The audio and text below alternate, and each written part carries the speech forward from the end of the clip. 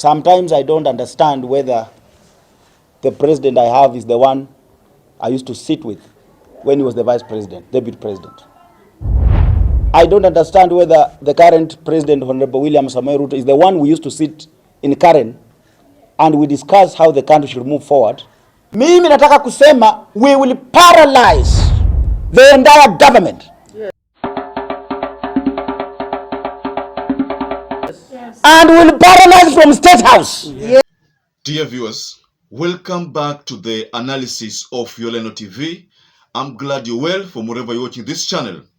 Now, for those who've been supporting this channel, I still appreciate so much for your support. And those who like to support us, just subscribe to our channel and also give this video a like.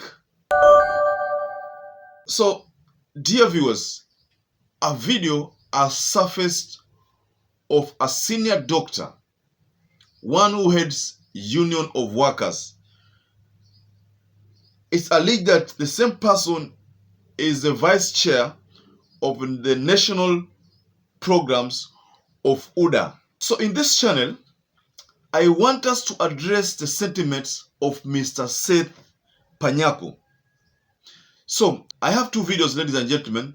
One video is when he was accorded the position of deputy chair of UDA in matters national programs.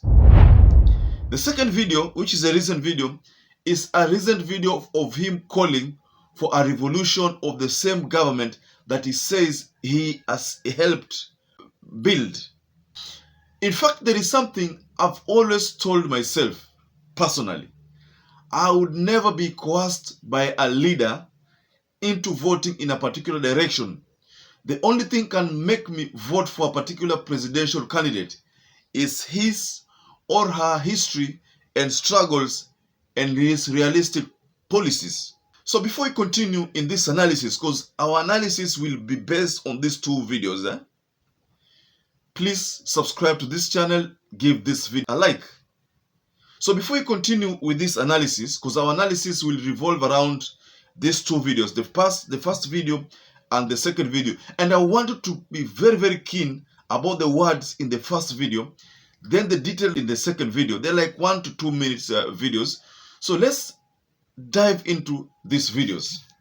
Spirit of a shared vision. A shared vision cannot be a reality if Kenyans at the grassroots level are not involved in charting what should form part and parcel of a political and social blueprint of any administration brought about by any political party. I want to assure Kenyans, wherever you are, the sons and daughters of charcoal sellers, the sons and daughters of chicken sellers, the sons and daughters wale wanauza ng'ombe ya mnata kule nyumbani. I want to assure you that when you see Panyako here, you see a son of a charcoal seller. The problem you have gone through, we know them. I want to assure the Kenyan workers that this is the only political formation that recognizes the role that workers play. And in their own wisdom, the parliamentarian allied to United Democratic Alliance Party found it necessary to endorse Mr. Seth Panyako as the vice chairman of United Democratic Alliance nationally. I am also in charge of UDA programs. It shows how this political party is not taking workers for granted. My wish and advice to Kenyan workers that for the first time in the history of this land, if you want to belong to a political formation that will listen to you, work with you, and work with you, it is UDA where you belong. Come, let us be home. Thank you. So that is video one. That is Seth Panyako talking back then when he was accorded that position. And mind you, back then he criticized Uhuru Muigai Kenyatta's government and ideas and policies, said that this is the rightful formation, the UDA formation, and even said that everybody who is not within the UDA formation does not see the future. So let's go to the second video of him admitting that he made the wrong choice. Sometimes I don't understand whether the president I have is the one I used to sit with when he was the vice president, deputy president. I don't understand whether the current president, Honorable William Samoei Ruto, is the one we used to sit in Karen and we discuss how the country should move forward, how the Uhuru administration has messed up the country. I do not believe it is the same William Samoei Ruto who I was sitting with when he was the deputy president. He has changed dramatically. He has become somebody else I don't even understand myself. I, in fact, don't believe I looked for votes for William Ruto. Because he is no longer the person I thought he's going to be. I wanted a president who is caring. I wanted a president who is listening. I wanted a president who will put health workers and all workers in Kenya, all workers on the table, and ask them, what problem do you have as Kenyan workers? How can we move this country forward together as Kenyans? But the president we have today is the one who is coming to make pronunciations. I'm going to increase NHIF 2.7% for the employer and the employee. I'm going to increase 6% NHIF for the employer, for the employee. And yet in the public sector today, all public servants are covered in one pension scheme or the other. We have lab trust, we have lab fund, we have public servant superannuation scheme where the civil servants belong. Why do you want to bring again 6% on top of this? NHIF is an act that establishes a pension scheme. Lab fund is established by an act of parliament. Public servant superannuation scheme is established by an act of parliament. We should have been conducted, and those NHIF should only apply to people who do not have a pension scheme. And others already have pension schemes. When you look at NSSF administrative structure, the administration of NSSF takes over 50% in administration. And that is where you are saying you want us to add them 12% so that out of the 12%, 6% goes to administration. There is no pension scheme in the world that administrative costs should go above 2%. And NSSF is a DC scheme.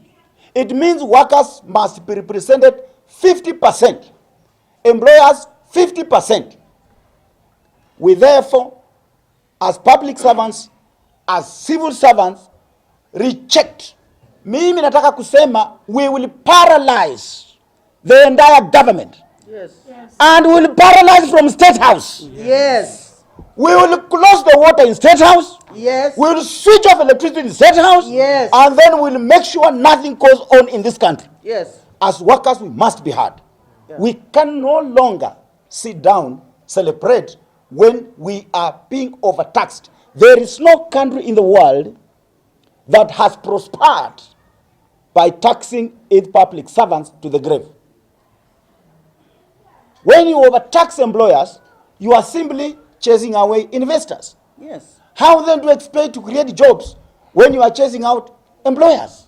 We have been taxed to the level of 56%, but you have already paid 30%. When you buy anything, you have paid VAT 16%. When you go and purchase your electricity, look at it today. Electricity is taxed at 61%. If the government has run out of ideas, the economic advisors are all Kangrinians. They are not advising the president anymore. They have nothing to advise the president. If they only advise, indeed, you can give the president is tax. Oh, you are not an economist. The responsibility that this government is giving us is now to defend what workers have. Yes. Yes. And we will defend to the last drop of blood. Yes. Ama hamko tayari? Tuko tayari. Muko tayari? Tuko tayari. Muko tayari? Tuko tayari. Bas, kama serikali haijaona revolution na imekuwa ikiomba revolution ndio hii hapa. We'll bring it to their doorstep. Naambia wabunge, I'm telling you members of parliament, to not pass that bill, Financial Bill 2023. If you pass that bill, we will meet you on the ground. We will make sure you don't step in those constituencies. We will make life so difficult for you. Because hata nyinyi wenyewe hamuna pesa, you have been taxed already. Please, Parliament, the Senate, we are requesting you to not pass that draconian, archaic, I don't know even the language I can use, to not pass that bill, Finance Bill 2023. Yes. We want a president who was you when you are the deputy. Because the one we have today is not you when you are the deputy. And I'm speaking without mincing my words. I'm a member of the National Executive Council of UDA. I'm the National Deputy Chair in charge of programs. That cannot stop me from doing my work. I'm employed by Kenyan workers to work for them, to defend them, and to fight for them. Yes. Si ni hivyo? Yeah. Si hao ndio wanalipa mimi mshahara? Yo. Mimi silipi na chama. Mimi nalipo na wafanyakazi. Sasa my friend William, kama unataka vita ya wafanyakazi tuko tayari. So dear viewers, from that second video, and you can tell it for yourself, ladies and gentlemen, that is not an ODM member, not an Azimio affiliated member. That is a UDA member who is very, very influential in UDA policies, policy formations. I want to be honest with you, ladies and gentlemen. It is not going to be well from Ruto. No, not at all. It is not going to be business as usual for Rigathi Gachagua. William Ruto is in Israel. We don't know the exact reason why he is in Israel, but I have a certain analysis I'm planning on that trip again. I did one yesterday, so there is another analysis that is coming in a short while. But William Ruto is in Israel. One thing that we've noticed that when he first went to the diaspora, that is after jetting out of the country on a Friday, Saturday there, he first went to UK, went to Holland, Netherlands, then proceeded to Israel. So that is the same time we found that there's a $1 billion that was approved by the IMF. And this is supposed to, again, affect us, we the common mwananchi, adversely in matters of taxation. We are going to pay heavily for that loan.